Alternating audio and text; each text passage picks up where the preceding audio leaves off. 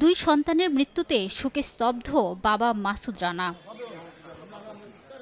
মঙ্গলবার রাতে বাজার থেকে কেনা মোয়া আর আপেল খেয়ে ঘুমিয়ে পড়ে রূপসা উপজেলার মাসুদ রানার ৫ বছরের মেয়ে ইরানী ও ছেলে আব্দুল গনি। রাতে কয়েকবার বমি হওয়ায় সকালে দুজনকে উপজেলা স্বাস্থ্য কমপ্লেক্সে ভর্তি করা হয়। অবস্থার অবনতি হলে নেওয়া হয় খুলনা মেডিকেলে। পরে বুধবার রাতে চিকিৎসাধীন অবস্থায় তাদের মৃত্যু হয়। দুপুর ১:৩০ নাগাদ মেয়েটা মারা গেছে। সন্ধ্যাবেলা ডাক্তার আবার ডিক্লেয়ার দেয় ছেলেও নাই, মারা গেছে। অন্য খাবার খাইছে কিনা আমি জানি না, বাবাও খাইছে ফল, বাড়ির পরিবারের অনেকেই খাইছে। খাওয়া দাওয়া করছে, রাত্রে খাওয়া দাওয়া করার পরে রাত ৩টার দিকে বাচ্চা দুটো বমি হয়। খাবারের বিষক্রিয়া থেকে দুই ভাই বোনের প্রাণ গেছে বলে জানিয়েছেন চিকিৎসক। তার বাবা বাজার থেকে খালি খোলা ঠোঙায় করে মোয়া নিয়ে এসেছিলেন এবং আরেকটি জিনিস যেটি বাচ্চা এরপরে তার বাবা আপেল এনেছিলেন, সেই আপেল খেয়েছে।